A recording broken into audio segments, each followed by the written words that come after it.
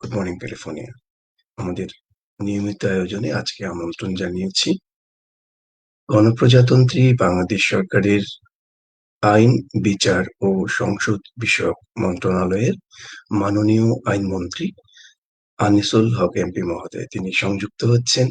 আপনারা নিয়মিত এই আয়োজনটিতে সেই গুণী মানুষদের দেখে থাকেন সেটে। জীবনের অভিজ্ঞতা, ভাবনা, কি ভেবেছেন, কি ভাবছেন, আমরা আজকে সেই প্রেক্ষাপট থেকে এই গুণীজনকে আমন্ত্রণ জানিয়েছি। আপনাকে স্বাগতম। ওখান থেকে আনমিউট করতে হবে। হ্যাঁ, স্বাগতম আজকের আড্ডায়। কেমন আছেন আপনি? গুড মর্নিং ফ্রম ভালো ক্যালিফোর্নিয়া। আছি, আপনারা ভালো আছেন? আদাব, সকলকে গুড মর্নিং। তো শুরুতে যেটি দর্শকদের বলছিলাম, আমার ভাবনা, আমাদের আজকের আয়োজন ঠিক যেখান থেকে মানুষের জন্মের পর থেকে ভাবনা শুরু এবং একটি পর্যায়ে মানুষ পৌঁছে যায় কর্মদক্ষতার মাধ্যমে মানুষের হৃদয়ের শ্রদ্ধার জায়গায় পৌঁছে যায়। তো আজকে আপনাকে আমরা যেটি জানতে চাইবো, যেখান থেকে শুরু করেছিলেন সেই শৈশব থেকে আজকের আইনমন্ত্রী, আপনার ভাবনাটুকু আমরা দর্শকদের পৌঁছে দিতে চাই। হ্যাঁ, আপনি আমাকে প্রশ্ন করলে আমার মনে হয় আমার হ্যাঁ, জবাব শুরুতে দিতে আরো সুবিধা হবে। হ্যাঁ, হ্যাঁ, শুরুতে যেটি বলবো যে প্রিয় মাতৃভূমি বাংলাদেশ, বাঙালি হিসেবে এখন আপনি ঠিক গুরুত্বপূর্ণ একটি পদে আছেন। আপনার কর্ম, আপনার যে পরিব্যাপ্তি। তো জানতে চাইবো সবকিছু মিলে প্রিয় বাংলাদেশকে কিভাবে দেখছেন? আমি প্রথমেই সর্বকালের সর্বশ্রেষ্ঠ বাঙালি, সোনার বাংলার স্বপ্নদ্রষ্টা জাতির পিতা বঙ্গবন্ধু শেখ মুজিবুর রহমানের প্রতি আমার গভীর শ্রদ্ধা নিবেদন করে শুরু করতে চাই। আজকে তিনি যদি না জন্মাতেন, তিনি যদি রাজনীতি না করতেন, তিনি যদি বাংলাদেশের মানুষের অধিকার এবং স্বাধিকারের কথা পাক জান্তার বিরুদ্ধে না বলতেন, তাহলে পরে অবশ্যই আমরা আজকে এই স্বাধীন বাংলার নাগরিক হতে পারতাম না এবং আমিও বাংলাদেশের আইন, বিচার ও সংসদ বিষয়ক মন্ত্রী হতে পারতাম। তো সেই ক্ষেত্রে আমার কৃতজ্ঞতা, আমার সকল শ্রদ্ধা তার প্রতি। আমি শ্রদ্ধা জানাতে চাই ৩০ লক্ষ ভাই বোন যাদের আত্মত্যাগের মাধ্যমে আমরা বাংলাদেশ স্বাধীন করতে পেরেছি। তাদের রক্তের বিনিময়ে তারা আমাদের এই একটা স্বাধীন দেশ দেওয়ার জন্য নিজেদেরকে আত্মহত্যা দিয়েছেন, যুদ্ধ করেছেন, হানাদার বাহিনীকে পরাজিত করেছেন এবং দেশের জন্য প্রাণ দিয়েছেন। আমি শ্রদ্ধা ভরে স্মরণ করি 15ই আগস্ট 1975 সালের সেই কালো রাত্রে বঙ্গবন্ধুর সাথে তার পরিবারের 17 জন সদস্য, বঙ্গমাতা বেগম ফজিলাতুন্নেছা মুজিব সহ যারা সেই নৃশংস হত্যাকাণ্ডের শিকার হয়ে শাহাদাতবাসী হয়েছেন। আমি স্মরণ করি 4 জাতীয় নেতাকে যারা নভেম্বরের 3 তারিখ 1975 সালে ঢাকা কেন্দ্রীয় কারাগারে নৃশংস হত্যাকৃত শুধু হয়েছেন না, এরকম হত্যাকাণ্ড খুব বিরল, সেইভাবে তাদেরকে হত্যা করা হয়েছে এবং 2.5 লক্ষ মা বোন যারা হানাদার বাহিনীর হাতে নির্যাতন, ওনারা সকলেই কিন্তু এই বঙ্গবন্ধুর বাংলাদেশকে করার জন্য সিগনিফিক্যান্ট কন্ট্রিবিউশন, জীবন দিয়েছেন এবং এই আন্দোলনকে এগিয়ে নিয়ে যাওয়ার জন্য সংগ্রাম করেছেন, কষ্ট করেছেন। তো তাদের প্রতি আমার বিনম্র শ্রদ্ধা এবং তাদের সকলের আত্মার মাগফিরাত কামনা করছি। দেখেন, আমার পরিবার রাজনৈতিক পরিবার। যখন আমার বাবা একজন অত্যন্ত প্রখ্যাত আইনজীবী ছিলেন, বঙ্গবন্ধুর বন্ধু এবং আইনজীবী তিনি ছিলেন। তিনি বাংলাদেশ আওয়ামী লীগের সদস্য ছিলেন। পাকিস্তানে তিনি যখন বঙ্গবন্ধু যখন মামলা দিয়ে তাকে কারাগারে নিয়ে যাওয়া হতো, তিনি বঙ্গবন্ধুর আইনজীবী ছিলেন। তো আমরা সেই পরিবেশে বড় হয়েছি এবং যেহেতু আমরা সেই বাংলাদেশের মানুষের প্রতি কি নির্যাতন করা হতো, বাংলাদেশের মানুষের অধিকার যে কেড়ে নেওয়া হতো, তাদেরকে সঠিকভাবে তাদের হিস্সা বন্টন করে দেওয়া হতো না, এগুলি আমাদের জানা ছিল। এবং তখন থেকেই আমরা বাংলাদেশের মানুষের বঙ্গবন্ধুর নেতৃত্বে ভাগ্য পরিবর্তন হোক এটা চাইতাম, অবশ্যই চাইতাম।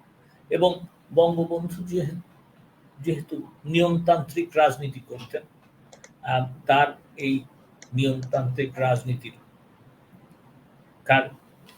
পথ ধরেই আমরা সকলে এগিয়ে যাওয়ার চেষ্টা করতাম। খুব ছোট ছিলাম যখন স্বাধীনতা যুদ্ধ শুরু হয়, আমার বয়স মাত্র 15 বছর ছিল। আমার বাবা, আমার মা এবং আমার ছোট ভাই, তিনজনই এখন প্রয়াত। তো তারা সকলেই আপনার যেহেতু যুদ্ধ শুরু হয়ে যায়, আসলে আমার বাবা 25শে মার্চের আগেই 23-24শে মার্চে আপনার ভারত চলে যান এই আন্দোলনের। কারণ তখন ওনারা জানতেন যে হানাদার বাহিনী বাংলাদেশের মানুষের উপরে বিরাট নির্যাতনের এক যজ্ঞ শুরু করবে, সেই হিসাবে চলে যান। তো আমার মা, বাবা এবং ছোট ভাই, যদিও তার বয়স কম ছিল, তিনজনই কিন্তু মুক্তিযোদ্ধা, মুক্তিযুদ্ধের সংগঠক। তো আমরা চেয়েছি স্বাধীন হোক বাংলাদেশ, আমরা চেয়েছি বাংলাদেশের মানুষ বাংলাদেশের ভাগ্য নিয়ন্ত্রণ করুক, 1। 2, বাংলাদেশের মানুষ বাংলাদেশের যে ন্যাচারাল রিসোর্সেস সেইটা ব্যবহার করে তাদের ভাগ্য পরিবর্তন করুক। এবং তৃতীয়ত যেটা চেয়েছি সেটা হচ্ছে যে বাংলাদেশ সারা বিশ্বে একটা মর্যাদাপূর্ণ দেশ হিসাবে যেন স্বীকৃতি লাভ করে, না যেন নিজের পায়ে দাঁড়াতে পারে।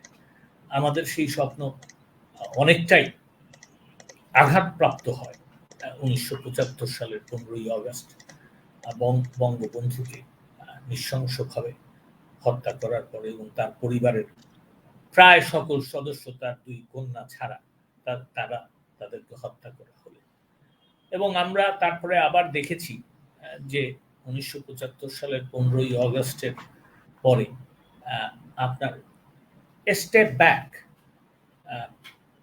মানে হচ্ছে যে 1971 সালের সেই মুক্তিযুদ্ধের পরে 72 থেকে 75 সালের অগাস্ট মাস পর্যন্ত যে বাংলাদেশ, স্বাধীন বাংলাদেশ এবং সার্বভৌম বাংলাদেশ এবং অর্থনৈতিক মুক্তির আন্দোলনে যেই বাংলাদেশ প্রস্তুত হয়ে এগিয়ে যাচ্ছিল বঙ্গবন্ধু শেখ মুজিবুর রহমানের নেতৃত্বে, সেই বাংলাদেশ আবার পিছিয়ে 1971 এর আগের অবস্থানে কি করে যাওয়া যায় সেই চেষ্টায় অবৈধ সরকাররা চেষ্টা করছে। অবশ্যই সেখানে আমরা আবার, আমার পিতা, আমি বলবো, আবার সংগ্রাম শুরু হয়। সেই সংগ্রামও দেখেছি। এবং এই সংগ্রামে আমরা যেটা দেখেছি সেটা হচ্ছে যে রাজাকার, আল বদর, আল শামস এবং বাংলাদেশ বিরোধী যারা ছিল তারা তখন বাংলাদেশের হর্তাকর্তা বিধাতা হয়ে যায়। এবং এই হর্তাকর্তা বিধাতা হয়ে তারা বাংলাদেশ নামক যে স্বাধীন রাষ্ট্র বঙ্গবন্ধু শেখ মুজিবুর রহমান তৈরি করে দিয়েছিলেন, এবং যেটা স্বাধীন হয়েছিল 30 লক্ষ ভাই ও বোনের রক্তের বিনিময়ে, সেই বাংলাদেশ যেন ব্যর্থ হয়ে, এই যে যারা বাংলাদেশ চাননি তারা যেটা বলেছিলেন যে বাংলাদেশ একটা তলাবিহীন ঝুড়ি, সেই তলাবিহীন ঝুড়ি যেন থেকে যায়, সেই চেষ্টায় যখন লিপ্ত হয়েছিলেন সেটা কষ্টের ছিল। আমরা মেনে নিতে পারি নাই, আমরা মেনে নেই নাই। আমরা সেটার বিরুদ্ধে যতটুকু সোচ্চার হওয়া প্রয়োজন ততটুকু সোচ্চার হয়েছিলাম। আন্দোলনে আমি দেখেছি আমার পিতা কোনোদিন আপোষ করেন নাই। আমরা সেই আন্দোলন এগিয়ে নিয়ে গিয়েছি। এবং অনেক আন্দোলনের পরে 21 বছর পরে বঙ্গবন্ধু শেখ মুজিবুর রহমানের সুযোগ্য কন্যা যখন প্রথমবার নির্বাচনে জয়ী হয়ে সরকার গঠন করলেন, তখন বাংলাদেশের যে বিচারহীনতার সংস্কৃতি, আইনের শাসন থেকে দূরে চলে যাওয়ার যে সংস্কৃতি, অর্থনৈতিকভাবে পঙ্গু হওয়ার চেষ্টার যে সংস্কৃতি, তার কিন্তু আমূল পরিবর্তন হয়। এই আমূল পরিবর্তনের সাথে। এবং তখন আমরা দেখেছি বঙ্গবন্ধু শেখ মুজিবুর রহমানের হত্যার বিচার হয়েছে।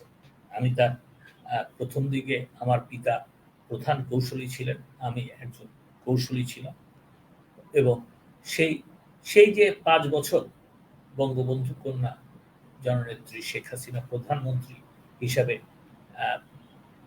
দায়িত্ব পালন করেছেন, সেই সময় আমরা দেখেছি যে এরা যারা এই বাংলাদেশকে পঙ্গু করতে চেয়েছিল, বাংলাদেশকে একটা ব্যর্থ রাষ্ট্র হিসাবে যাতে পৃথিবীতে পরিচিত হতে পারে এবং ব্যর্থ রাষ্ট্র হয়ে যায়, সেই প্রচেষ্টা যাদের ছিল, তারা কিন্তু মানে হাল ছাড়ে নাই।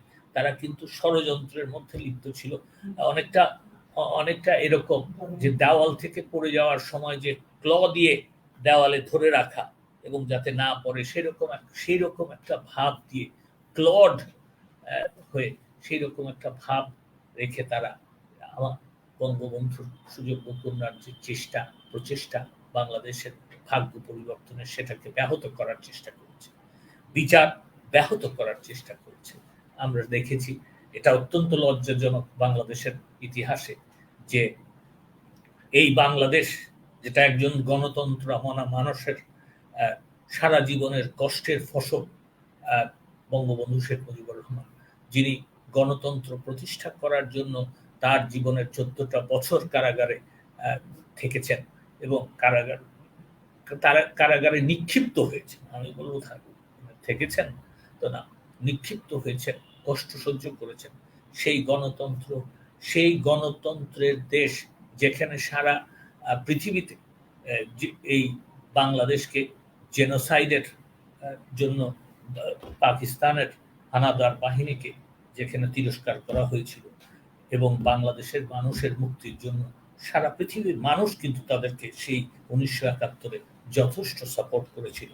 তো সেই বাংলাদেশ একটা অগণতান্ত্রিক সামরিক অবৈধ সরকারের নেতৃত্বে চলে যায়, এবং যেটা হয় সেটা হচ্ছে যে এমনকি 26শে সেপ্টেম্বর 1975 সালে একটা আইন পাশ করা হয়। এটা পৃথিবীতে বিরল, এই লজ্জা বাংলাদেশের মানুষ বলতে পারবে না।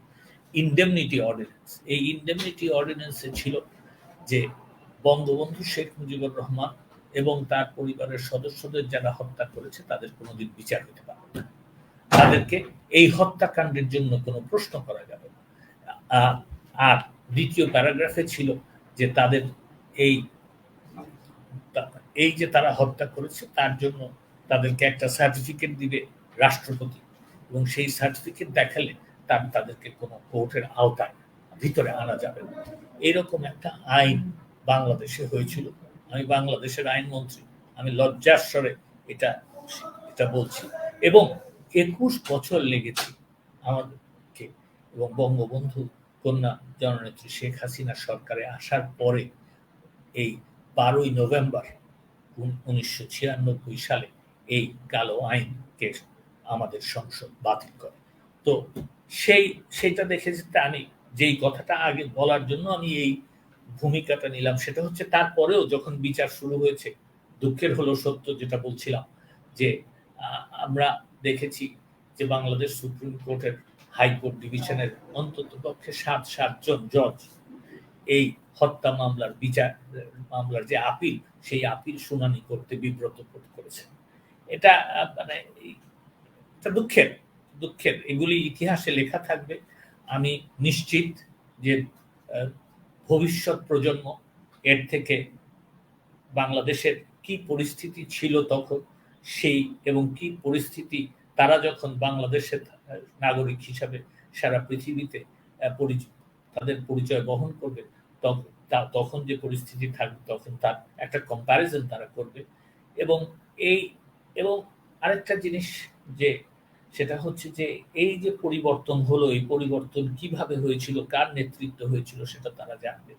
তো আমার কথা হচ্ছে যে এইসব চড়াই উতরাই পার হয়ে আবারও আমরা ধরেন 2001 সাল থেকে 2006 সাল পর্যন্ত দেখেছি তাণ্ডব, দেখেছি মানুষের প্রতি অত্যাচার, দেখেছি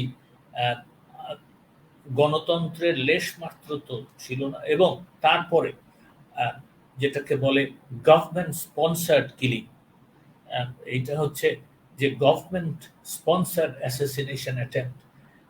বঙ্গবন্ধুর কন্যা জননেত্রী শেখ হাসিনার উপরে 21শে অগস্ট 2004 সালে এক অ্যাসাসিনেশন অ্যাটেম্প্ট হলো। সেখানে বেগম আইভি রহমান সহ 22 জনকে হত্যা করা হলো।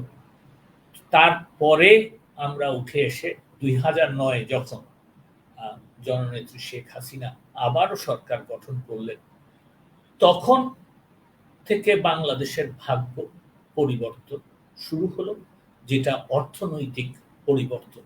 এখন যেই বাংলাদেশকে আগে বলা হতো তলাবিহীন ঝুড়ি, যেই বাংলাদেশের আপনার বাজেট তৈরি করার জন্য প্যারিস কনসোর্শিয়াম বলে প্যারিসে বৈঠক হতো, দাতাদের কত টাকা ভিক্ষা দিবে, সেই বাংলাদেশ আপনার নিজস্ব অর্থায়নে তার বাজেট তৈরি করে অন্তত পক্ষে 80% of the budget.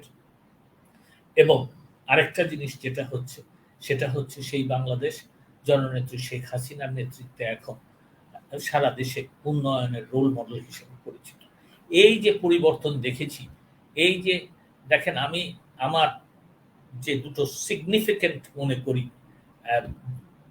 Time changer, game changer আমি বলবো না, টাইম চেঞ্জার, সেটা হচ্ছে একটা হচ্ছে যে বাংলাদেশ এর মা জননেত্রী শেখ হাসিনা প্রথমবার যখন প্রধানমন্ত্রী হলেন, তখন তিনি বাংলাদেশকে আইসিসি ট্রফিতে বাংলাদেশ ক্রিকেট চ্যাম্পিয়ন হল, এবং এই ক্রিকেটের চ্যাম্পিয়ন হওয়ার পরে বাংলাদেশ টেস্ট স্টেটাস পেল।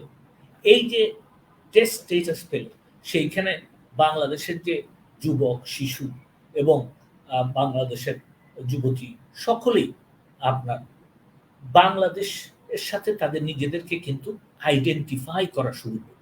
এই যে ওনিং, এই যে respect for your motherland and a belonging, এই যে জিনিসটা হলো, এটাই কিন্তু বাংলাদেশের উন্নয়নের জন্য one of the very big force of current, আমি কারেন্ট ফোর্স না, আমি ফোর্স অফ কারেন্ট বলবো, সেই জিনিসটা। এবং তারপরে যখন মাননীয় প্রধানমন্ত্রী 2009 সালে আবার সরকার গঠন করলেন এবং অদ্যাবধি এই ফোর্সটা দিয়েই কিন্তু এই ওনারশিপ, এই নিজের দেশকে, দেশপ্রেম, এই যে উনি জাগ্রত করেছেন, এটা কিন্তু একটা বিরাট ফোর্স বাংলাদেশের উন্নয়নের পিছনে। তো এখন এবং আমরা যতই আমরা অ্যাচিভ করছি, ততই কিন্তু আমাদের এই যে ফোর্সটা বড় হচ্ছে, মানুষ ইনক্লুডেড হচ্ছে এবং এখন বাংলাদেশের সকল প্রায় 95%, আমি যেটা বলবো যে দেখেন কি অবস্থা ছিল। আমি আমার এলাকার থেকেই বলি যে আমার এলাকায় 1973 সালে প্রথমবার আমার গ্রামে এবং আমার যে এখন যে কসবা, এটা একদম বর্ডারের উপর, কসবা উপজেলায় আমার বাবা বিদ্যুৎ দিয়েছে। এবং তখন হাতে গোনা কিছু উপজেলা ছিল যেখানে বিদ্যুৎ দেওয়া হতো। মাননীয় প্রধানমন্ত্রী 2009 সালে সরকার গঠন করার সঙ্গে সঙ্গে একটা আইন করেন, যেটা স্পেশাল আইন, which will make this process easier, এবং রেড টেপিজম কেটে বিউরোক্রেটিক রেড টেপিজম গুলিকে কমিয়ে এনে দ্রুততার সাথে যাতে সারা দেশকে এই বিদ্যুতায়ন করা যায় সেটা করলেন। এবং আজকে তার ফল হচ্ছে যে সারা বাংলাদেশ এখন অন্তত পক্ষে 99.9% বিদ্যুতায়িত হয়ে গেছে। এই যে জিনিসটা আগে মানুষ, আমি এমনও জানি যে দেখেন আমাদের গ্রামে যখন আমার আব্বা স্ট্রিট লাইট নিজস্ব খরচে তখন স্ট্রিট লাইট দিয়েছে, তো ওইখানে ছোট বাচ্চারা থেকে শুরু করে ইভেন ইউথ অ্যাডাল্টস, তারা ওই স্ট্রিট লাইটের সাথে ইটা মেরে হাত সই বলে, মানে এইমিং, নিজের এইম ঠিক করতে। আর এখন তার পরিবর্তনে যেটা হয়েছে যে আধা ঘন্টা যদি আমাদের কোনো গ্রামে বা কোনো এলাকায় বিদ্যুৎ না থাকে, তখন আমাকে এই মোবাইলটা দিয়ে মোবাইলে ফোন করে বলে যে আমাদের এখানে আধা ঘন্টার জন্য বিদ্যুৎ নাই, আপনি কি করছেন?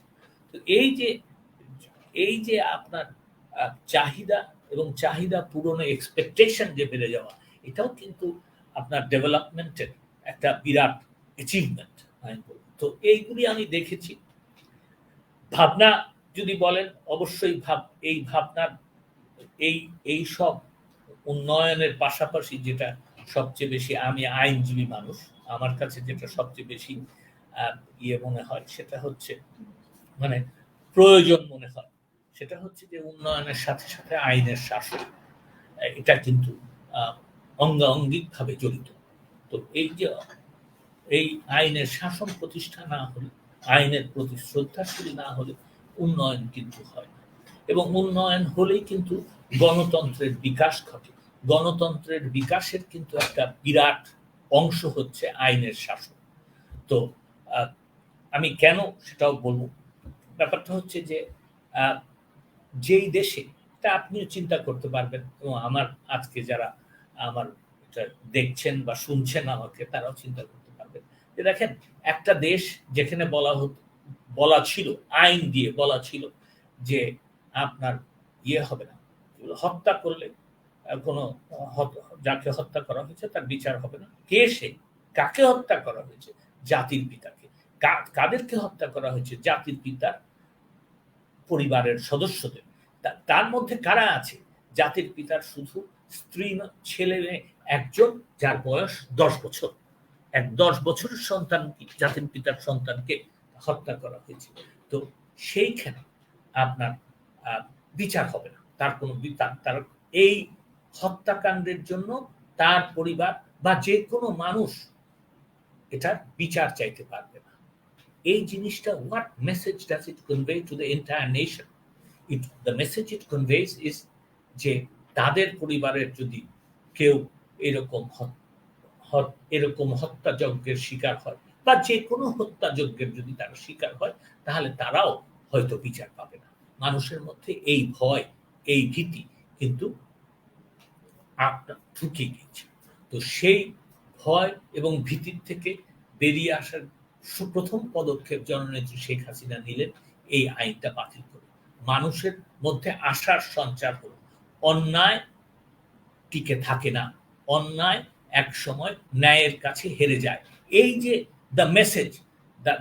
this message she communicated to the entire people of Bangladesh, এবং এই মেসেজটা একটা দেশ করার জন্য যে কতটা প্রয়োজন, এটা আমার মনে হয় যে ইতিহাসবিদ এবং অন্যান্য যারা পলিটিশিয়ান, তাদের জীবনীতে লেখা যদি আপনারা পড়েন, তারা সব সময় কিন্তু এই জিনিসটার উপরে জোর দিয়েছে।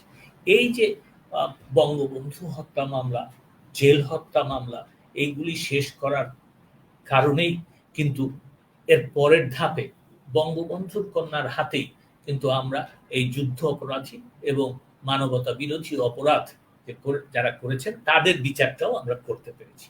মানুষের কাছে এখন যেটা স্পষ্ট হয়েছে সেটা হচ্ছে যে আমাদের কেউ যদি হত্যা হয়, আমরা আদালতে যেতে পারবো। আমরা আদালতে গিয়ে আমরা সেই হত্যার বিচার পাব। এই যে আস্থা, এই আস্থাটা কি হয়? এই আস্থাটা একটা কনফিডেন্সের জন্ম দেয়।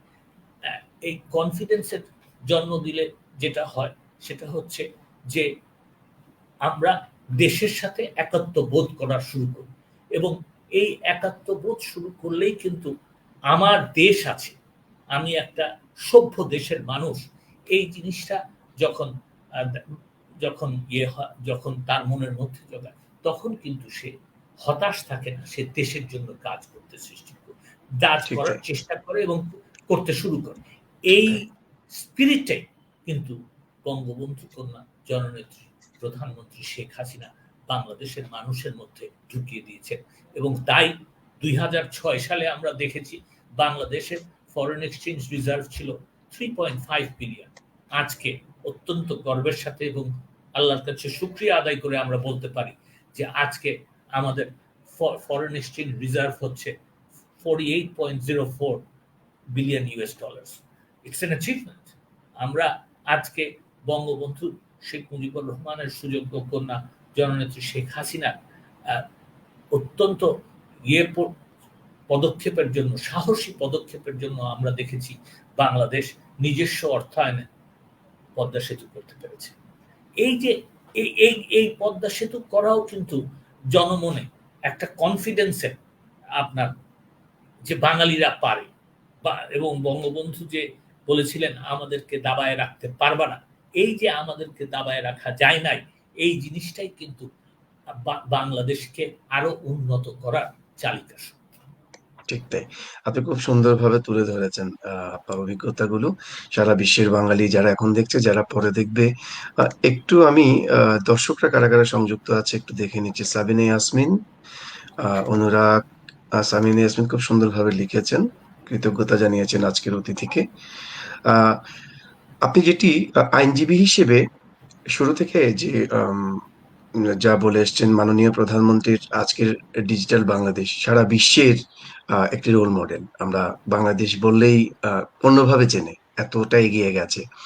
আইনজীবী হিসেবে আপনি একটি প্রশ্ন আপনাকে রাখতে চাই। সামাজিক যোগাযোগ মাধ্যমে যে ডিজিটাল নিরাপত্তা আইন, সেটার যে ব্যবহার নিয়ে ঠিক সরকার বিরোধী যারা বিশেষ মহলের প্ররোচনায় যে ঘটনাগুলো হচ্ছে, আপনি বিষয়টা একজন আইনজীবী হিসেবে কিভাবে দেখছেন? ঠিক আইটি অ্যাক্টের প্রেক্ষাপটে। প্রথম কথা আমি একটু বলি। আমি ডিজিটাল সিকিউরিটি অ্যাক্ট সম্বন্ধে আপনি যা প্রশ্ন করবেন আমি জবাব দেব। আমি আরেকটা কথা যেটা বলতে পারি, বলি নাই, মানে অনেক কথাই বললাম, সেটা হচ্ছে যে 1996 সালে জননেত্রী মাননীয় প্রধানমন্ত্রী শেখ হাসিনা বাংলাদেশের প্রথমবার প্রধানমন্ত্রী হওয়ার সঙ্গে সঙ্গেই কিন্তু এই ডিজিটাইজেশনের প্রথা ইন্ট্রোডিউস করেন, এবং এই ডিজিটাইজেশন করার কারণে কিন্তু আজকে আমরা অনেক দূর এগিয়ে গেছি। আপনি the density of the ownership of mobile phone, সেটা বাংলাদেশের is one of the highest. আমাদের 17 কোটি জনসংখ্যা। আমাদের ইন্টারনেট ব্যবহার করে বোধহয় আমি জানি যে 13 কোটি লোক ইন্টারনেট ব্যবহার করে। আমাদের মোবাইল ইউজার্সও 13 কোটি। তো আর এই যে আমরা এখন অনেক এই সোশ্যাল সিকিউরিটি যেটা প্রভিশনস, যেটা বঙ্গবন্ধু কন্যা জননেত্রী শেখ হাসিনা নিয়েছেন, তার সরকার নিয়েছেন, যেমন ধরেন ভালনারেবল পপুলেশনকে ইয়ে করা, অনুদান দেওয়া, তারপরে ভিজিএফ কার্ড যেটাকে বলা হয়, তারপরে আপনার বিধবা ভাতা দেওয়া, এই সব কিছুই আমরা কিন্তু এখন ডিজিটাইজেশনের মাধ্যমে এই ডিজিটালি তাদের কাছে পৌঁছে যাচ্ছে। এইটাকে মাধ্যম করেই কিন্তু আমরা এই সব সেবা তাদের কাছে পৌঁছে দিতে পারছি। এই যে সেবাগুলি পৌঁছে দিচ্ছি, এই সেবাগুলি পৌঁছে দেওয়ার কারণে অনেক জায়গায় কিন্তু যে দুটো জিনিস আমাদের লাভ হচ্ছে, সেটা একটা হচ্ছে যে দেখেন অনেক প্রসিডিউরাল করাপশন যেটা বলে, হ্যাঁ, সেই প্রসিডিউরাল করাপশন আমরা দূর করতে পেরেছি। আরেকটা হচ্ছে টাইম সেভিং। আমরা তাদেরকে অতি তাড়াতাড়ি আমরা তাদেরকে কিন্তু এই সেবাটা পৌঁছে দিতে পারছি। 10 টাকায় ব্যাংক অ্যাকাউন্ট করা, তাদের ব্যাংক অ্যাকাউন্টে টাকা চলে যাওয়া, এবং ইয়ে করে এই যে মোবাইল ব্যাংকিং, এইসব মাধ্যমে যে তাদের কাছে সেবা পাঠিয়ে দেওয়াটা, এটাও কিন্তু ইনক্লুসিভ অ্যাক্টের মধ্যে পড়ে। এখন এইটা ব্যাকগ্রাউন্ড হিসেবে আমি বললাম যে এই যে ডিজিটাইজেশন, এবং এই ডিজিটাইজেশনের কারণেই কিন্তু বাংলাদেশ বহুদূর এগিয়ে গেছে। এখন বাংলাদেশে কিন্তু আপনার এক জায়গা থেকে আরেক জায়গা টু কমিউনিকেট, এক জায়গা থেকে আরেক জায়গায় খুব একটা সময় লাগে না, সেকেন্ড। আপনি এখন দেখছেন, আপনারা দেখবেন, হ্যাঁ, যে আজকে আমি আপনার সাথে এই জুমে এই স্ক্রিনে হ্যাঁ আপনার সাথে কথা বলছি। এইটা আপনি কয়টা দেশে পাবেন সারা পৃথিবীর?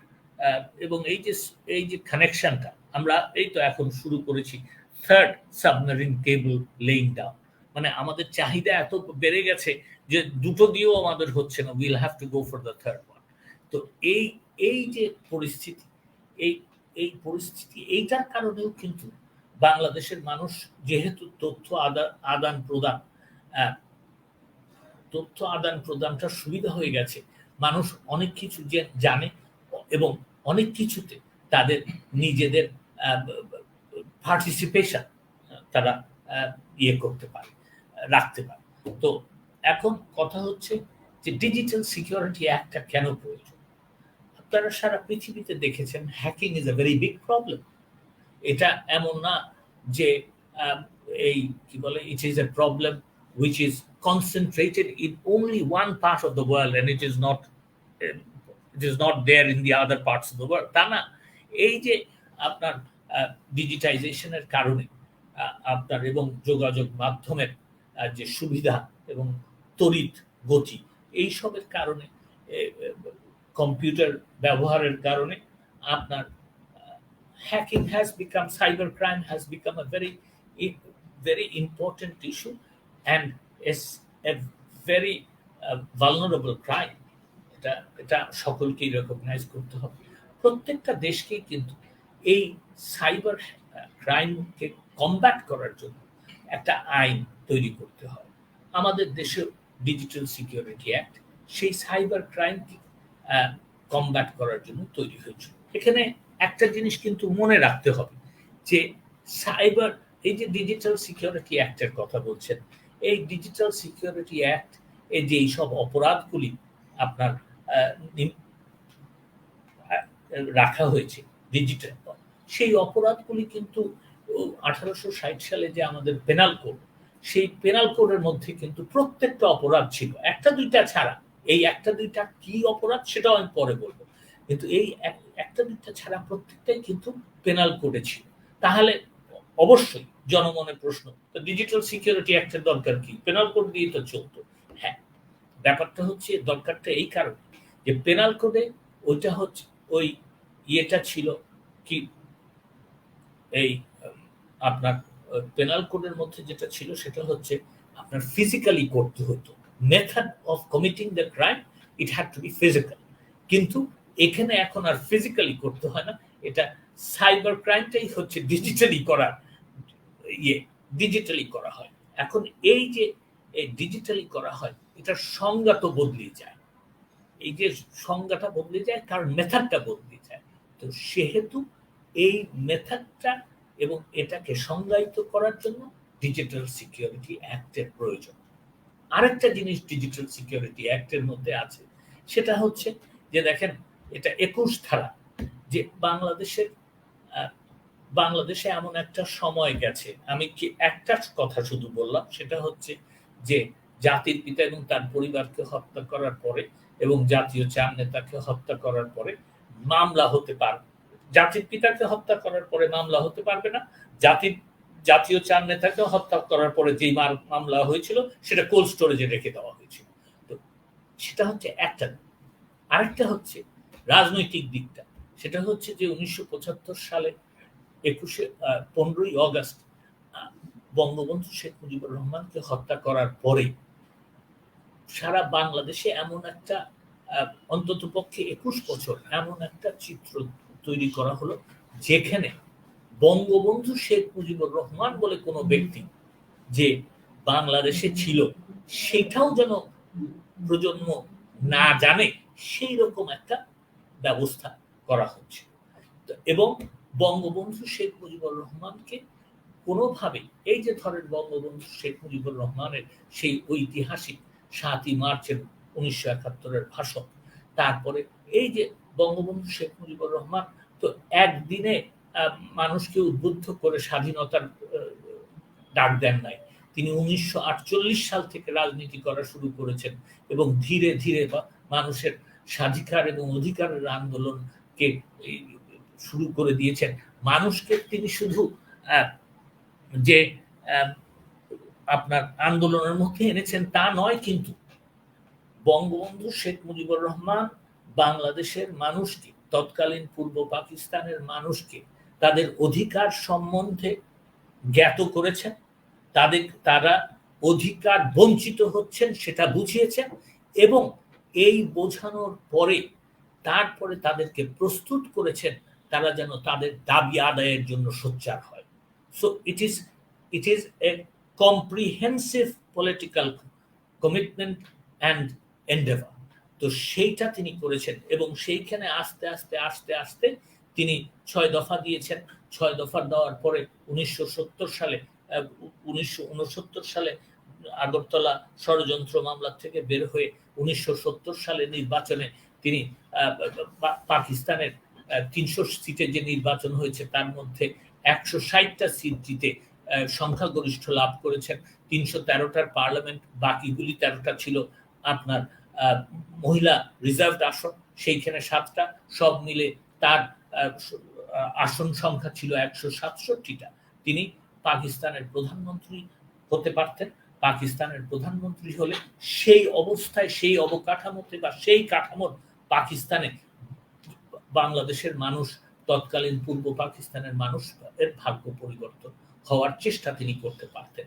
কিন্তু তিনি এই চেষ্টা করবেন বিধায়ী কিন্তু তারা লিগ্যাল ফ্রেমওয়ার্ক অর্ডারের মাধ্যমে ইয়াহিয়া খান যেই কথা বলেছিল যে প্রথমে পাকিস্তানের একটা সংবিধান হবে এবং তারপরে এই যারা সংখ্যাগরিষ্ঠ তারা সেই সংবিধানের অনুযায়ী পাকিস্তান চালাবে। বঙ্গবন্ধু যেহেতু সংবিধান তৈরি করবেন এবং বঙ্গবন্ধুর দল যেহেতু সংবিধান তৈরি করবে, এবং সেটা দেখা গেল যে তাহলে পূর্ব পাকিস্তানের লোক জনগণের অধিকারের কথা লেখা থাকবে, এবং তারপরে বঙ্গবন্ধু যখন সরকার গঠন করবেন তখন পূর্ব পাকিস্তানের সেই অধিকারগুলি বাস্তবায়িত হবে। সেই জন্যই কিন্তু বঙ্গবন্ধুকে সেদিন সরকার করতে বা পাকিস্তানকে সেদিন পাকিস্তানের সংবিধান বানানোর জন্য যেই জনগণের রায় সেটা বাস্তবায়ন করতে পাকিস্তান জনতা দেয় নাই।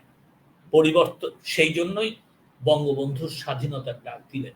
বাংলাদেশ স্বাধীন হলো, বাংলাদেশকে বঙ্গবন্ধু সংবিধান উপহার দিলেন। কিন্তু যখন বঙ্গবন্ধুকে হত্যা করা হলো তখন বঙ্গবন্ধুর নামে বিভিন্নভাবে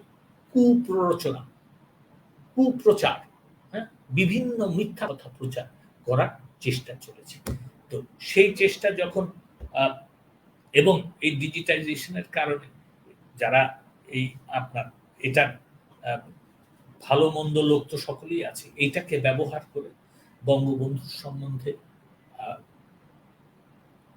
আজে বাজে কথা, সত্য নয়, টোটালি মিথ্যা এমন সব কথা আপনার এইগুলি ডিজিটাল মাধ্যম ব্যবহার করে চেষ্টা করা হচ্ছিল বলা।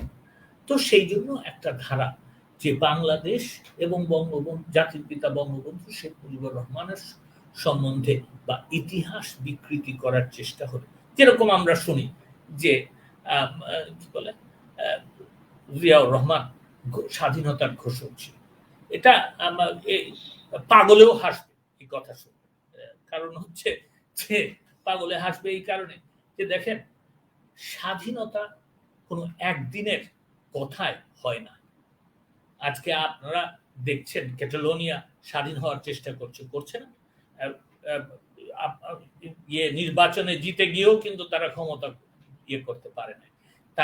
আর আমরা দেখেছি সেই রোডেশিয়ায় যখন ইয়ান সলসবেরি নাম ছিল, সে স্বাধীনতা unilateral declaration of independence, UDI কথাটা কিন্তু সেখান থেকে আসা, ইউনিল্যাটারাল ডিক্লারেশন অফ ইন্ডিপেন্ডেন্স ঘোষণা করেছিল।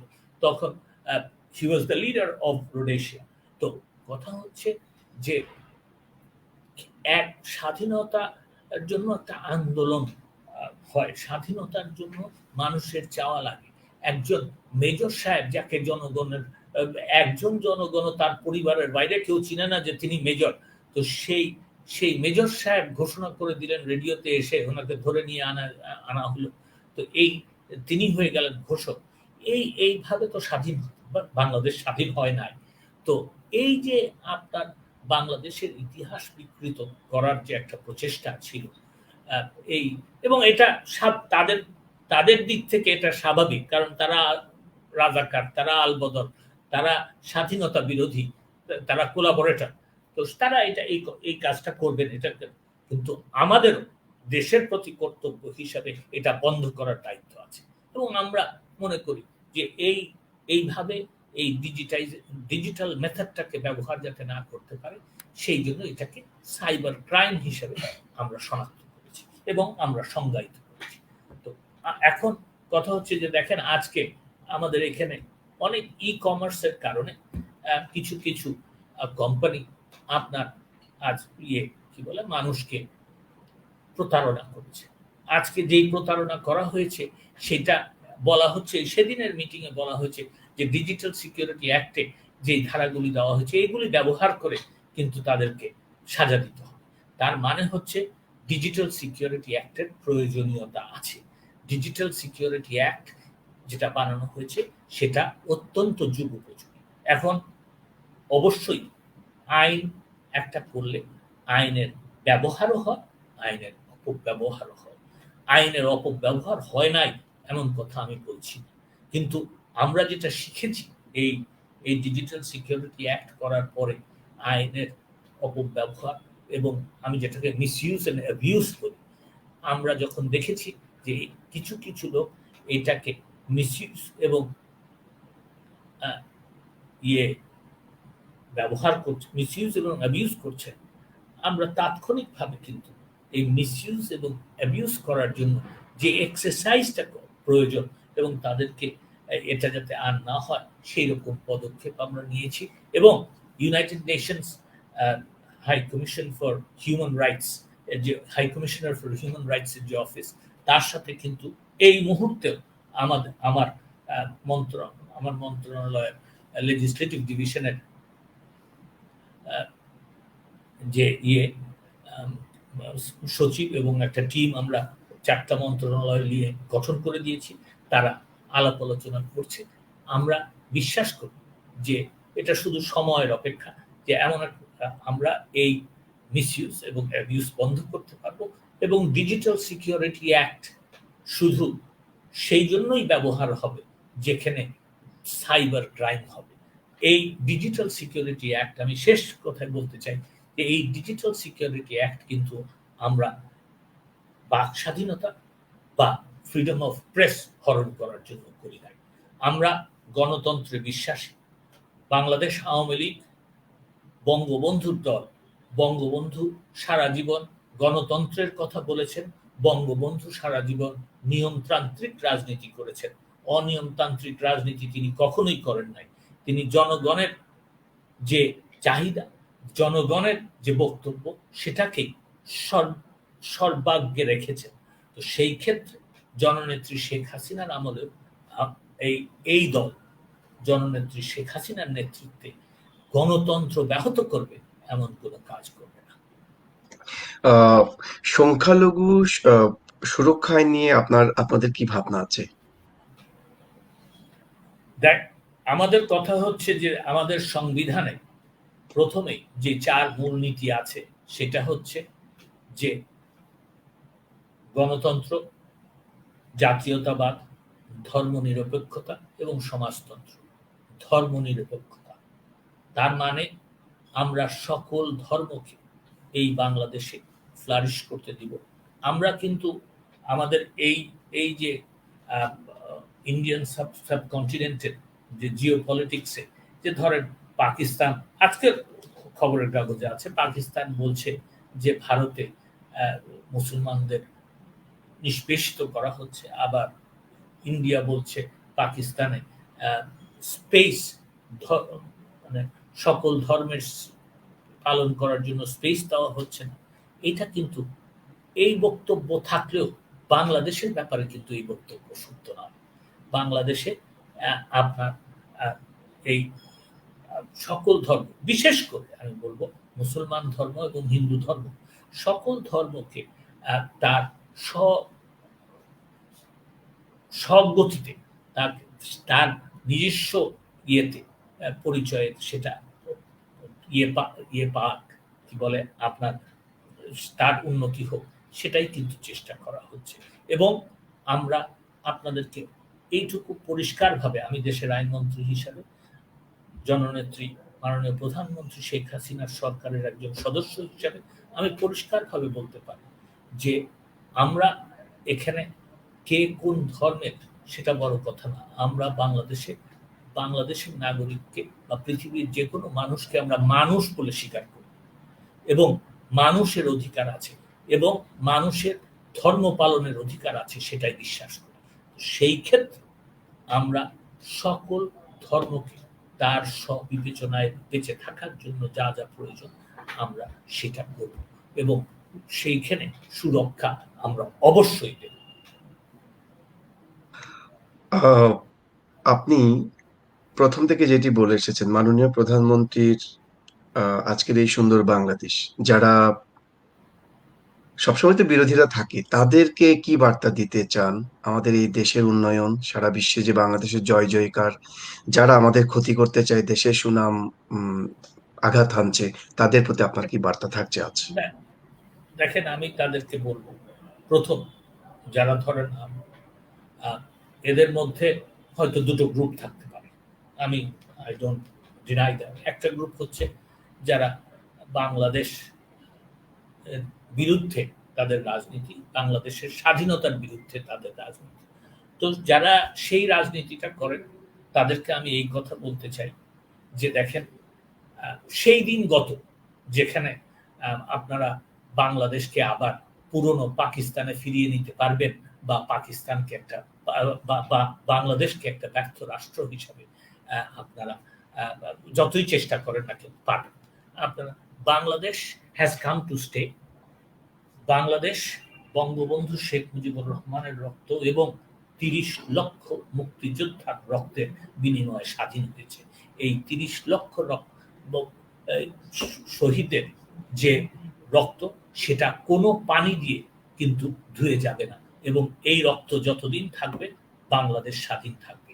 এই রক্ত চিরস্থায়ী, বাংলাদেশও চিরস্থায়ী। এটা therefore change your politics to them, that is my message। আরেকটা হচ্ছে যে যারা বাংলাদেশে বিশ্বাস করেন কিন্তু তারা বাংলাদেশের বিকৃত ইতিহাসে বিশ্বাস করেন, আমি তাদেরকে বলবো যে দেখেন, আপনারা বাংলাদেশি হতে আমাদের কোনো আপত্তি নাই, কিন্তু বাংলাদেশের সত্য ইতিহাস যেটা সেটা মেনে নিয়ে বাংলাদেশের রাজনীতি করেন, আমাদের কোনো আপত্তি নাই। জনগণ যদি আপনাদের চায় আপনারা সরকার গঠন করবেন, আপনারা দেশ চালাবেন, কিন্তু যেটা সত্য সেটাকে স্বীকার করে বাংলাদেশের রাজনীতি করতে হবে। বাংলাদেশকে আপনারা আবার ১৯৭৫ সালের সেই হত্যাকাণ্ডের মতন কিছু একটা ঘটিয়ে পিছন দিকে নিয়ে যাবেন, সেটা বাংলাদেশের জনগণ আর দিবে না। আমরা বেঁচে থাকতে তা হতে দিব না। মন্ত্রী মহোদয়, এতক্ষণ ছিল পুরো বাংলাদেশ প্রেক্ষাপট নিয়ে আলোচনা, শেষে চলে এসেছি। জানতে চাইবো, বাবাকে হারিয়েছেন, বাবার সাথে কোনো স্মৃতি যদি আমাদের সাথে শেয়ার করেন। বাবার সাথে আমার অনেক স্মৃতি। তার কারণ হচ্ছে বাবা যেই প্রফেশন করতেন আমি সেই প্রফেশন করি। আমি তার তার সাথে তার ছায়ার সাথে আমি হেঁটেছি। তো বাবার সাথে অবশ্যই আমার অনেক স্মৃতি। ছোটবেলার থেকে আমার ২-৩টা স্মৃতির কথা বলতে পারি, আমি আপনাদেরকে বলি। যেরকম ধরেন, আমরা ৩ ভাই বোন, মা এবং বাবা। আমরা আমাদের সংসার ছিল ৫ জন। তো আমার বোন আমার বড়, আমার ভাই আমার ছোট, আমার ছোট ভাই প্রয়াত, আমার বড় বোন প্রয়াত, আমার মা প্রয়াত, আমার বাবা প্রয়াত। তো আমরা একদিন আমরা ৫ জনে আমরা একসাথে একটা মিল, যদি বন্ধের দিনে দুপুরে আর না হলে আপনার বন্ধ ছাড়া উইক ডেতে রাত্রে একটা মিল খেতাম। তো একদিন দুপুরে এরকম বন্ধের দিনে আমরা বসে আমাদের দুপুরের খাওয়ার জন্য ডাইনিং টেবিলে বসেছি। তো আমার বাবা বললেন যে আজকে আমি একটু তোমাদের সাথে আলাপ করব যে তোমরা এই কে কি হতে চাও, হোয়াট ইজ ইউর অ্যাম্বিশন। তখন কিন্তু আপনি দেখবেন যে স্কুল কলেজ আমরা যখন বড় হয়েছি, মানে I am talking about the late 60s and the early 70s, যে আমরা বড় হয়েছি তখন অ্যাম্বিশন কি জীবনে, what is the aim in your life, এটা কিন্তু একটা very important subject for discussion ছিল। তো সেইখানে বাবা জিজ্ঞেস করলেন আমার বড় বোনকে। তিনি বললেন যে দেখো মা, তুমি যা হতে চাও আর তোমার জীবন তুমি যেইভাবে গড়তে চাও ঠিক সেইভাবে গড়ার ইয়ে তোমাকে আমি দিতে চাই। তুমি বলো তুমি কি হতে চাও। কিন্তু আমার শুধুই একটা রাইডার আছে, সেটা হচ্ছে যে তুমি বিএ পাস পর্যন্ত করতে হবে তোমার। তাহলে তোমার অন্ততপক্ষে এডুকেশনাল ব্যাকগ্রাউন্ড এবং তোমার একটা ইয়ে হবে, একটা ফুটিং হবে, এবং এই ফুটিংয়ে তুমি ভবিষ্যতে বিয়ে-শাদীও যদি করে ফেলো, তাহলেও তুমি যেকোনো সময় তুমি একটা কাজ করে খেতে পারবে বিপদ-আপদে। তো আমার বোন যথারীতি তার ইচ্ছার কথা এবং বলল। আমার বাবা শুনলেন এবং আমার বাবা বললেন, আমি সবসময় তোমাকে সহযোগিতা করব। এটা বলার পরে উনি আমার ছোট ভাইয়ের কাছে চলে গেলেন। আমাকে কিছু বললেন না। তা আমি চুপ করে বসে আছি খাওয়ার টেবিলে। তো আমার আম্মা একটু ইয়ে হয়ে গেলেন। উনি অত্যন্ত শিক্ষিত মানুষ। একসময় তিনি ভিকারুননিসা স্কুলের টিচার ছিলেন। তো উনি বললেন যে, "এটা কি তুমি করছো? তুমি ওকে জিজ্ঞেস করলে না?" She was trying to support me. So she thought যে আমি হয়তো I'm probably feeling neglected. তো উনি বললেন, "তুমি কি করলে? তুমি ওকে জিজ্ঞেস করলে না?" আমার ডাক নামে বললেন যে, "তুমি ওকে জিজ্ঞেস করলে না, তুমি চলে গেলে।" তো আমার বাবা একটু বিরক্ত হয়েই বললেন যে, "তুমি কি বোঝো না? আমি এখন হ্যাঁ।" তো উনি আমার ছোট ভাইকেও তাই বললেন। তো উনি বললেন যে, "দেখো আমি তোমাকে সর্বাত্মক সহযোগিতা করব তোমার শেষ পর্যন্ত, এবং তোমার জন্য আমার যেটা অ্যাডভাইস যেটাই হতে চাও, তুমি সেই ডিসিপ্লিন লাস্ট যে ডিগ্রি।" ওনার বক্তব্য হচ্ছে যে মাস্টার্স ডিগ্রি পর্যন্ত তোমাকে নিতে হবে। মাস্টার্স ডিগ্রি পর্যন্ত তোমাকে নিতে হবে। তুমি তাহলে you will have completed the circle, এবং তোমার যে ফিল্ডে তুমি কাজ করতে চাও সেইটা তোমার জন্য তোমার কনফিডেন্স লেভেলটা অনেক বেড়ে যাবে। তো আমার ভাইও সেইভাবে বললো, আলাপ আলোচনা করলো। উনি তারপরে আমার দিকে ঘুরে তাকিয়ে বললেন, "my son, you have no choice." আমি কিছুটা হতবাক হইলাম যে উনি কি বলতে চান। You have to be a lawyer.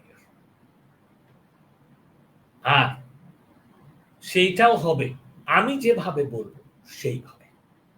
তুমি যেভাবে চাও সেটা, আমি যেভাবে বলবো সেইভাবে। তো এখন উনি যেইভাবে বলবেন সেইভাবে হওয়া এটা কি জিনিস আমি একটু বলি। আমার বাবা কলকাতার প্রেসিডেন্সি কলেজে পড়তেন। তিনি ইংলিশে অনার্স করেছেন, ইংলিশে এমএ করেছেন। তিনি তারপরে এলএলবি করেছেন, আবার ঢাকা ইউনিভার্সিটি থেকে ইংলিশে এমএ করেছেন। তার বক্তব্য হচ্ছে যে ভাষা এবং সাহিত্য সম্বন্ধে একটা জ্ঞান থাকলে ওকালতি জীবনে সেটা অনেক সাহায্য করে। ভাষা যেরকম ডেলিভারিতে সাহায্য করে, সাহিত্যে যেহেতু ইতিহাস এবং মানুষের ব্যবহারের কথা বলা থাকে, সেই জন্য সেটা জানা থাকলে একটা মামলা যে মানুষগুলি জড়িত থাকে তাদেরকে হ্যান্ডেল করতে অনেক সুবিধা হয় সেই জন্য। এবং ঠিক সেই কারণেই আমি ইংলিশে অনার্স, ইংলিশে এমএ, এলএলবি এবং এলএলএম করা। তো ঠিক আমার বাবা যেইভাবে আমার সেই পথ দেখিয়েছেন আমি ঠিক সেইভাবে করেছি। দ্বিতীয় যেটা আমার মনে পড়ে খুব, সেটা হচ্ছে যে আপনার আমি এলএলএম করেছি কিংস কলেজ লন্ডন ইউনিভার্সিটি থেকে। আমি বলার জন্য বলছি না, এটা আমার মানে না, সেই আমি একটু ইন্টারাপ্ট করছি। প্রশ্নগুলো আপনাকে করার কারণ হচ্ছে মানুষ পরিশ্রম, অধ্যয়নের মাধ্যমে একটা অবস্থানে পৌঁছে। আপনার এই তথ্যগুলো নতুনদের অনুপ্রেরণা যোগাবে। হ্যাঁ। হয়তো আমি জানি না আমি খুব একটা সঠিক কিনা। তো আমি আমি যেহেতু এলএলবি তে ফার্স্ট হলাম, তখন আমাকে এলএলএম করার জন্য কিংস কলেজ আপনার অ্যাডমিশনে পেলাম। আমার বাবা অত্যন্ত খুশি হয়েছিল, অত্যন্ত খুশি হয়েছিল। তো আমার ওইখান থেকে কিংস কলেজ আমাকে একটা ইয়ে পাঠালো যে ১১৪টা সাবজেক্টের থেকে ৪টা সাবজেক্ট আপনার চুজ করতে হবে। তো সেই ৪টা সাবজেক্ট আমার বাবা এত খাটতেন যে মামলা টামলা করার পরে তারপরে রাত্রে এসে হয়তো চেম্বার করতেন, চেম্বার করে খাওয়া দাওয়া করতেন, খাওয়া দাওয়ার পরে আমাকে ডাকতেন, আমি ওনার সাথেই থাকতাম, বলে আসো এখন আমরা তুমি কোন কোন সাবজেক্ট নিবে এটা আলাপ করি। রাত্রেবেলা 1 ঘন্টা আমরা এরকম প্রত্যেক দিন আমরা এরকম আলাপ করতাম। কোনদিন বলতো এটা নিবে, তো আমি বলতো না না এটা না, এটা না, এটা না, এখানে আসলে এটা হবে, এটা হবে। এবং এইভাবে আমাকে 4টা সাবজেক্ট চুজ করে দিলেন। একটা হচ্ছে কোম্পানি ল, একটা হচ্ছে শিপিং লর একটা পার্ট আছে, ওই ওই সেই এলএলএম প্রোগ্রামে শিপিং লর পার্টটাকে বলে carriage of goods by sea. আর তারপরে মেরিন ইন্স্যুরেন্স, আরেকটা দিলেন ল অফ দ্য সি। এখন আমি এই 4টা নিয়ে চলে গেলাম লন্ডনে পড়তে। তো আমি গিয়ে দেখলাম যে ল অফ দ্য সি এই এই সমুদ্রের মতো। আমি এটার কোনো এমনিতেই আমি সাঁতার জানি না, আরো সমুদ্রের মধ্যে এটা আমি কোনো কুল কিনারা দেখি না। কিন্তু আমার বাবার একটা ইনস্ট্রাকশন ছিল, বাবা আমাকে গিয়ে ওইখানে গিয়ে কিন্তু তুমি আবার বলো না যে আমি এটা করি নাই ওইটা করেছি। আমার তো এই জিনিসটা মনের মধ্যে কাজ করেছিল, এখান থেকে যা চুজ করে গেলাম ঠিক সেইভাবে। তখন আমি কি করব, তা আমি 2-3টা এরকম সাবজেক্ট দেখলাম, দেখি ইসলামিক ল সাবজেক্টটা আমার কাছে মনে হলো যেটা, এবং ইসলামিক ল সাবজেক্টটা আমার এখানেও প্রয়োজন। তো আমি আমার বাবাকে 3 পাতা চিঠি লিখলাম যে বাবা ইসলামিক ল অফ দ্য সির অবস্থা হচ্ছে এইরকম, আমি তো এখানে সাঁতারও কাটতে পারবো না, সাঁতার তো জানিই না, আমি তো এখানে কোনো ইয়েই দিতে পারবো না। তো তারপরে আর পাশাপাশি বললাম যে দেখেন ইসলামিক লটাও অত্যন্ত প্রয়োজন এই দেশে, কিন্তু আমি এটা বদলাতে চাই না যতক্ষণ না পর্যন্ত আপনি আমাকে বলবেন যে এটা ঠিক। আপনি যদি এখনো বলেন যে ল অফ দ্য সি আমাকে নিতে হবে, তাহলে আমি চেষ্টা করব সাঁতার শেখার এবং চেষ্টা করব এইখানে সাঁতারের চেষ্টা। তো উনি আমাকে তখন বললেন যে না বাবা ঠিক আছে, তুমি ইসলামিক ল পড়ো। আর তৃতীয় যেটা সেটা হচ্ছে যে আপনার এই বঙ্গবন্ধু হত্যা মামলার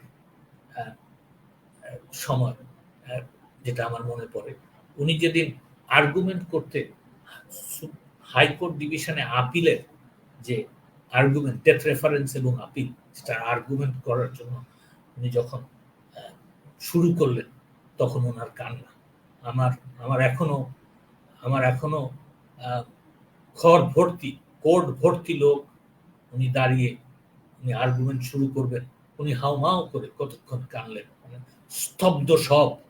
উনি কতক্ষণ শুধু চোখের পানি দেখলাম ছোট, আমি ওনার পাশে, উনি দাঁড়ানো আমি পাশে বসা। উনি তখন অনেকটাই অসুস্থ, ওনার একটা স্ট্রোক হয়ে গেছে।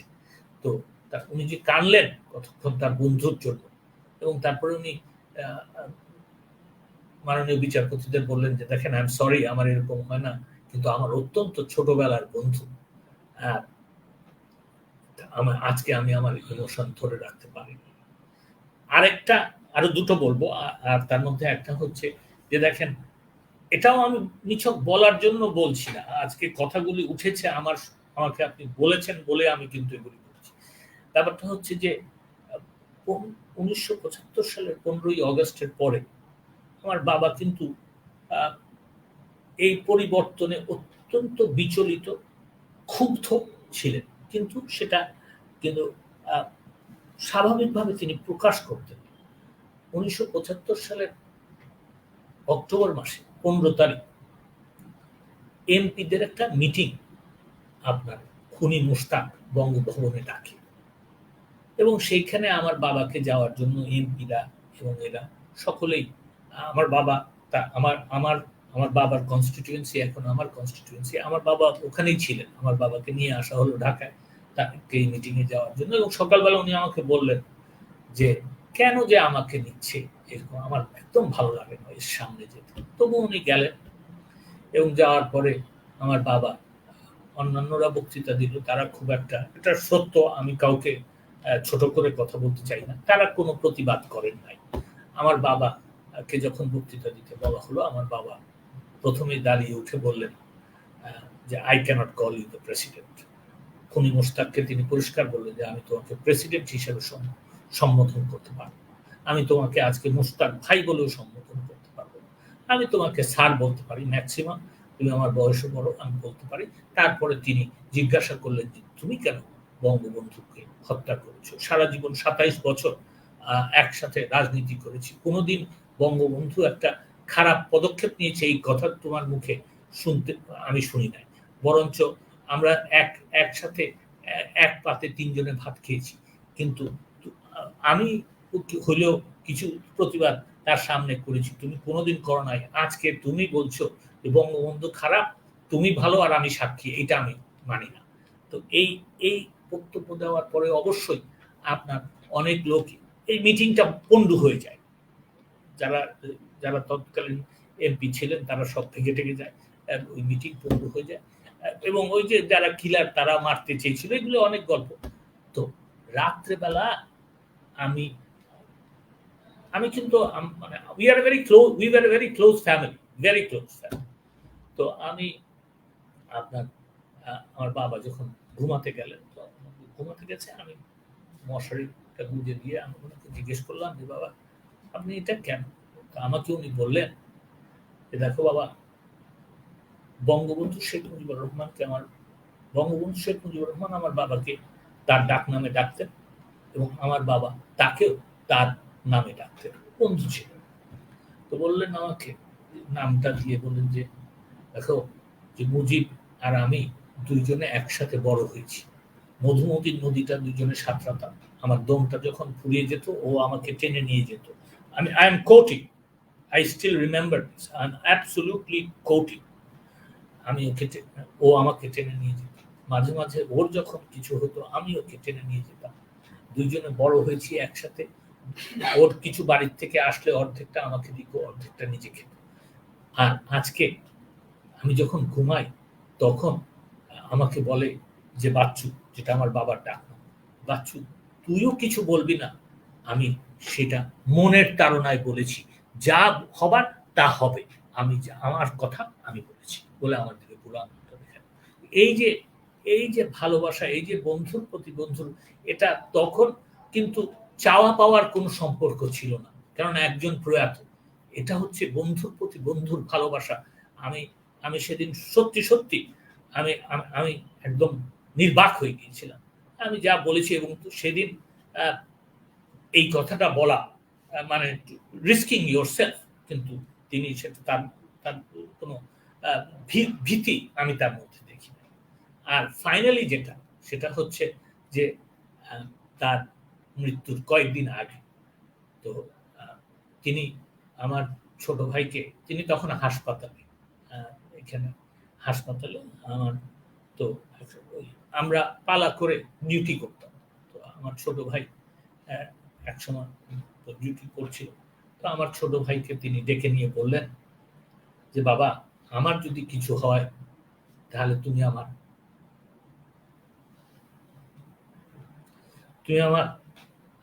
বড় ছেলের পাশে থেকো। আমার বড় ছেলে খুব ওর পাশে থেকো।" And by that, he knew, he realized how much I loved him. So, and I also realized how much he loved me. এটা একটা বিরাট, আমার মনে হয় এই যে যেই পাঁচটার স্মৃতির কথা বললাম, এই পাঁচটার একটাও আমি আমার মৃত্যুর আগে আমি ভুলবো না। আমরা জানি সড়ক দুর্ঘটনায়, যদি আমি ভুল না করে থাকি, আপনার গিন্নিকে হারিয়েছেন। ব্যস্ত গুরুত্বপূর্ণ একটা দায়িত্বে থাকেন। এর পাশাপাশি ব্যক্তি যে সময়টুকু সংসারে বাবা হিসেবে আপনার ঠিক কি ভূমিকা এখন? আমার কোনো ছেলে মেয়ে নাই, আমি তো বাবা না। আমার তো কোনো ছেলে মেয়ে নাই। আমার স্ত্রী ১৯৯১ সালের ১লা জানুয়ারি সড়ক দুর্ঘটনায় ২রা জানুয়ারির সকাল ২টা ৪৫-এ মৃত্যুবরণ করেন। এবং তারপরে আমি আর বিবাহ করি নাই। তখনও আমাদের কোনো সন্তান ছিল না। তো আমি তো বাবা না, আমি একলা। তো এই সময়টুকু আপনি এত ব্যস্ততার মধ্যে থেকে বিনোদনের সময় পান কিনা? আপনার প্রিয় কোনো গান আপনি পছন্দ করেন, শুনেন? শেষে দর্শকদের জানাতে চাই। আমি গান শুনতাম ছোটবেলা থেকেই। আমি গান শুনি। আমি বাংলা গানের প্রতি আমার সাংঘাতিক এবং দুর্বলতা। আমি যদি ভুল না করে রবি থাকি, সুরসম্রাট আলাউদ্দিন খাঁ মনে হয় আপনার এলাকায়, তো না? হ্যাঁ, হ্যাঁ, হ্যাঁ, হ্যাঁ। ব্রাহ্মণবাড়িয়া। ব্রাহ্মণবাড়িয়া। ব্রাহ্মণ আমার ঠিক আমার দেশের না, মানে আমার উপজেলা ২ টার না, উনি ব্রাহ্মণবাড়িয়ার সরাইল আচ্ছা, উপজেলা। শিবপুর গ্রাম। তো হুম।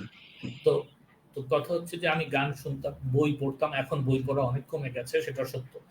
তো আম সময় চলে যায়। ঠিক তাই। আ আমি কৃতজ্ঞতা জানাই মাননীয় মন্ত্রী মহোদয়। আমাদের নির্ধারিত আপনাকে আয়োজনটি অনেক, ছিল অনেক ২০ মিনিট। ধন্যবাদ। আমি আবারও একটু রিপিট করছি। ২০ মিনিট সময় ছিল আমাদের। কিন্তু আপনি এতটা সমৃদ্ধ করেছেন সমকালীন সমস্যাগুলো এবং গুরুত্বপূর্ণ দায়িত্বে থেকে যে কথাগুলো না বললে নয়, বলতে হয়, দর্শকদের জানাতে হয়। আপনি চেষ্টা করেছেন সেটি পরিষ্কার করে তুলে ধরতে। আমরা আশা করব আমাদের এই প্রিয় মাতৃভূমি, আমরা যারা প্রবাসী বাঙালিরা আছি, আমরা যাতে গর্বে বুক উঁচু করে বলতে পারি আমাদের বাংলাদেশের নাম। শেষ করার আগে মাননীয় প্রধানমন্ত্রীর পক্ষে আপনার কিছু বলার থাকলে আমরা সারা না, বিশ্ব আমি বাঙালিকে আমি জানাতে আমি চাই। আমি শুধু একটা কথাই বলতে চাই। যারা প্রবাসে আছেন, বাংলাদেশের নাগরিক, আ আপনাদের বাংলাদেশের জন্ম থেকে শুরু করে আজ পর্যন্ত বাংলাদেশের জন্য যে অবদান, সেটা আমরা শ্রদ্ধা ভরে স্মরণ করি। ১৯৭১ সালে আমি আমার পিতার কাছে শুনেছিলাম যে যারা বাঙালি ওখানে ছিল, তারা বাংলাদেশ স্বাধীন করার জন্য কত পরিশ্রম করেছে। আজকে বাংলাদেশের এই যে ফরেন এক্সচেঞ্জ রিজার্ভের কথা বললাম, বাংলাদেশের উন্নয়নের কথা বললাম, তার মধ্যে কিন্তু এই প্রবাসী বাঙালিদের যথেষ্ট কন্ট্রিবিউশন আছে। আমরা সেগুলি শ্রদ্ধা ভরে স্মরণ করি এবং তাদের আমি ধন্যবাদ দিয়ে তাদেরকে ছোট করব না। কিন্তু আমি এইটুকু বলব, আপনারা যারা প্রবাসে আছেন, যারা প্রয়োজনে অন্য দেশের নাগরিক হয়েছেন কিন্তু তবুও মনে বাঙালি, এবং এই বাঙালিত্ব আপনারা ভুলেন না। আমরা আপনারা এক। আমরা আপনারা সবসময় এক থাকব।